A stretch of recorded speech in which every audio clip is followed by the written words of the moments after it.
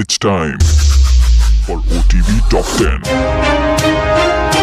This is Akanksha. You're listening to OTV Top 10. Today is the 24th of December and here are the top news of the day.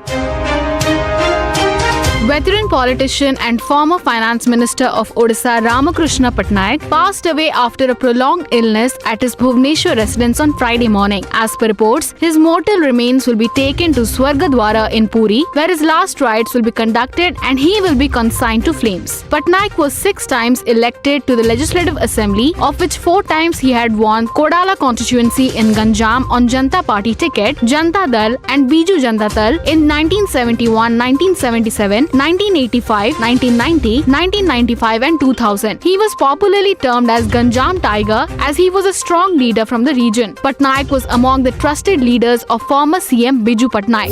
11 parliamentarians, 6 from Lok Sabha and 5 from Rajya Sabha were awarded the annual Parliamentarians Group for Children Awards in a virtual ceremony. The Parliamentarians Group of Children is a platform that convenes, informs and engages MPs on issues of children's rights, and the award recognizes the work of MPs who have contributed significantly towards improving the lives of children in India through legislative and constituency level action. The recipients from Lok Sabha are Rahul Ramesh Shivale from Shiv Sena, Vishnu Dayal Ram and Sudhakar Tukaram Shangre from BJP, Geeta Vishwanath Vanga and Godheti Mandvi both YSR Congress Party and S. Jyothimani from Congress. With the Ganga having changed its course by shifting westwards, there is now less land for the upcoming Magh Mela in Prayagraj. The decrease in land that has to be allotted to seers and different religious organizations for the month-long fair has put Mela authorities in a piquant situation. In 2004, the river had shifted towards the east and pilgrim had to walk a longer distance to reach the Sangam, the confluence point of Ganga, Yamuna and mystical Saraswati. Water carpenters known as Bin Malaha have been asked to make craters with bamboo, place the same at carefully selected points at the banks where the river is causing erosion. A total of 231 media outlets, which is 40% in Afghanistan, has closed since the country's takeover by Taliban on August 15, leading to many journalists losing their jobs. The survey by Reporters Without Borders and the Afghan Independent Journalists Association has also revealed that 80% of female journalists and media workers have become unemployed due to restrictions imposed by the Taliban-led government. According to the RSF and AIJA, of the 543 media outlets operating since the beginning of this year, only 312 were still functioning by the end of November. India recorded 122 cases of the Omicron variant of coronavirus in a span of 24 hours, the highest so far, pushing its tally in the country to 358, 114 of which have either recovered or migrated, according to Union Health Ministry data updated on Friday. The 358 Omicron COVID variant cases have been detected across 17 states and union territories so far. Maharashtra has recorded the highest number of 88 cases of the Omicron variant, followed by Delhi with 67, Telangana 38, Tamil Nadu 34, Karnataka 31 and Gujarat 30. The ministry data updated at 8 am also showed that India recorded 6,650 new coronavirus infections, taking its tally of cases to 3,47,72,626, while the count of active cases has declined to 77,516.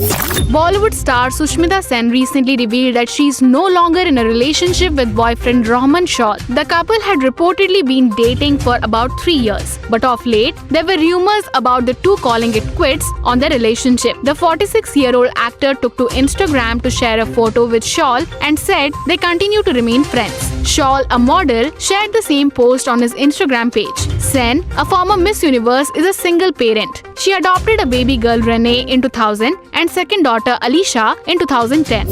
Cameron Mackay has been appointed the new High Commissioner to India, replacing Nadir Patel. Canada's Minister of Foreign Affairs Melanie Joly on Thursday announced the appointments of new High Commissioner to India and the Consuls General to Bangalore, Chandigarh and Mumbai. Benoit Prefontaine will be Canada's Consul General in Bangalore, replacing Nicole Girard. Patrick Herbert will be Canada's Consul General in Chandigarh, who replaced Mia Yen. Deidra Kelly will be Canada's Consul General in Mumbai. Kelly replaced Annie Dubé.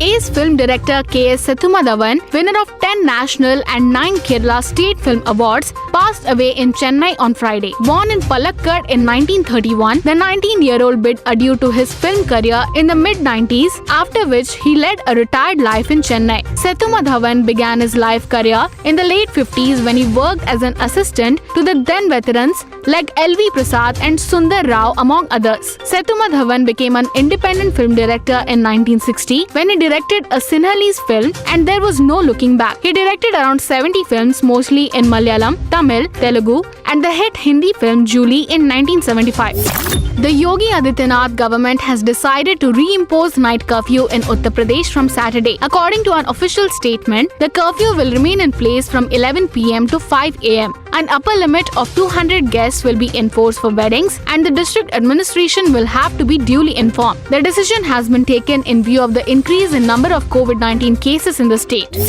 Punjab Chief Minister Charanjit Channi said that he spoke to Union Home Minister Amit Shah and appraised him about the blast in the district court complex in Ludhiana and sought help in the investigation. A person was killed and 5 others were injured in the suspected IED blast on Thursday. The Chief Minister said that investigations indicated that the only person who died in the blast was the one trying to set up a bomb. Regarding investigations into the killing of a youth at a Gurudwara in Kapurthala, the Chief Minister said that there was no evidence of desecration. The youth was killed a day after the killing of a man at the Golden Temple in Amritsar after an alleged act of sacrilege. That's it for today. For news in detail, visit odishatv.in, Odisha's premier destination for news updates in English. This is Akanksha signing off.